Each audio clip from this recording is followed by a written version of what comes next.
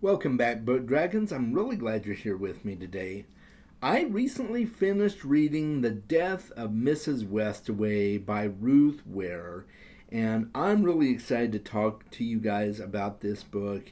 It is Mystery March, and so I've been trying to read mostly mysteries during this month, and this really hit the spot for me. I'm a huge Agatha Christie fan, so a lot of the mysteries that I'm exposed to are pretty much all Agatha Christie, but I've read a few others and I've been wanting to read something from Ruth Ware for a while.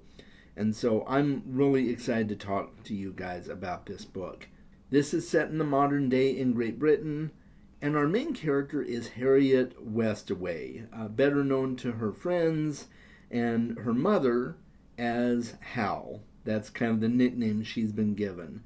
And she gets home from a long day at work and gets a letter from a solicitor in another town regarding her grandmother, who has just passed away. A grandmother that she was not aware she had. And it would seem that her grandmother has left her a bequest in the will, and she's not unhappy about that because she makes a pittance as a tarot card reader. And she's got bills stacking up, so a little extra money can go a long way, right? But she's very surprised by this, and for various reasons, she thinks they might have the wrong person.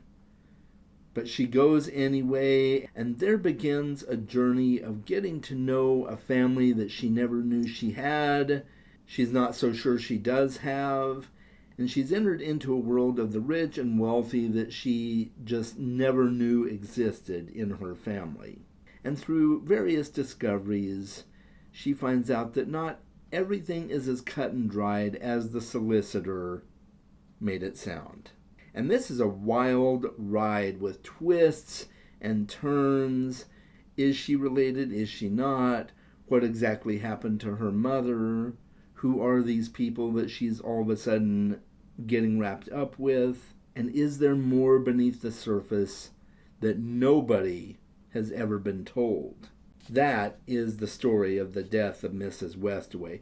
This was a fantastic book, guys. I thoroughly enjoyed it. It's one of those books that you keep waiting for it to feel like a traditional mystery novel, and it doesn't feel like that. And that's okay, because it is a mystery. And there are definitely things that happen throughout the course of the book that follow the beats of a traditional mystery.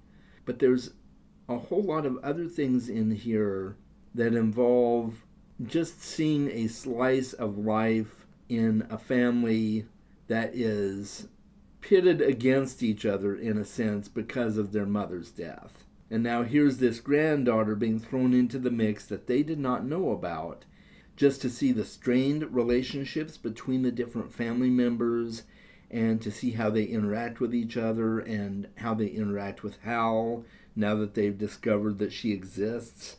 It's just a fascinating story. And I especially liked the character development for Hal. I thought she was really well fleshed out. I loved seeing where she came from. I felt the excitement as she realized that she may have all of her money troubles solved, because some of those money troubles could put her in a lot of danger. I won't say anything other than that, but you can probably get what that is referring to. I felt for her in such a deep way as she was going on this journey of discovering a family that may or may not be hers. So there's definitely a question of parentage here. And we do get answers to that as the book goes on. And some of the answers we get are not the actual answers, but those actual answers come later. So there's a lot of twists, a lot of, okay, is this my father? Or, because she never knew her father.